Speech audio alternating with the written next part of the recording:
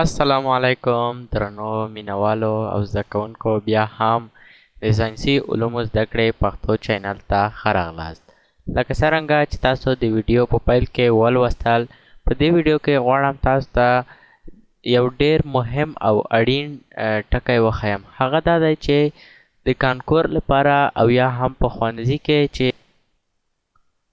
کومه ازموینه ټاکل شوې ده، نو هغې لپاره مونږ د تاریخ کتاب څنګه ولولو.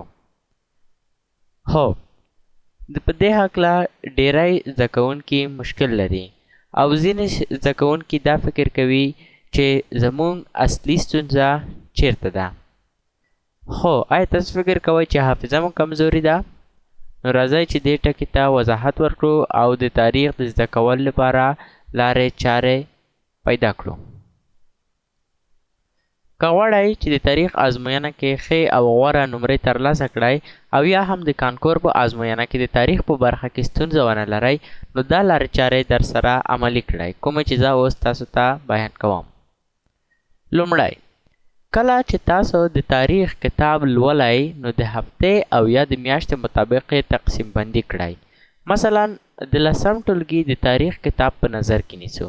فرضاً دا کتاب 160 صفحې لري.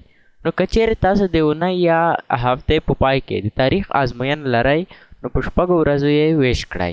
ښه، اوس چې کله 160 پر 6 ویش کړو، نو ځواب یې راځي 26.6 یا 26 صفحې.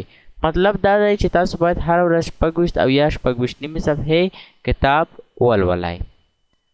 ښه، راځو بل ټکي ته.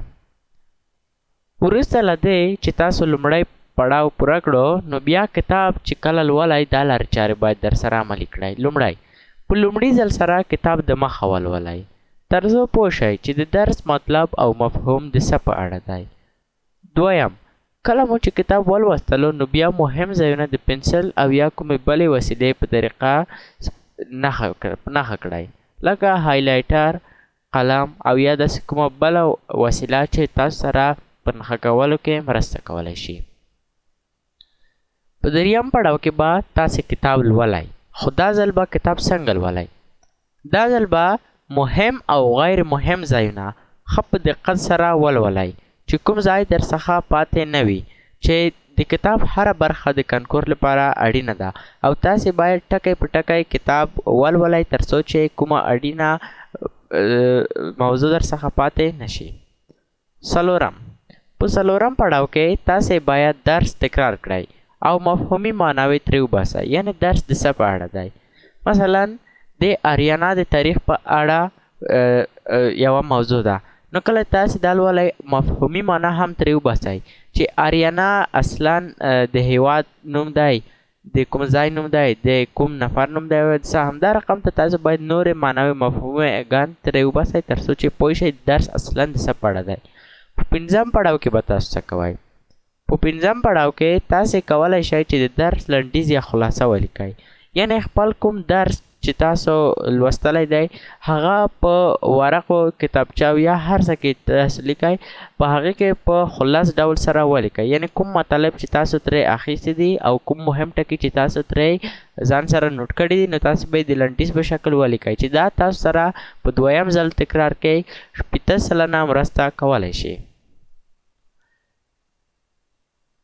په څلورم پړاو کې لکه څرنګه چې موږ وویل، تاسو باید درس تکرار کړئ او مفهومي معناوې ترې وباسئ، او په 5م پړاو کې هم تاسو کولی شئ درس لنډیز یا خلاصه ولیکئ. راځو بلې موضوع ته.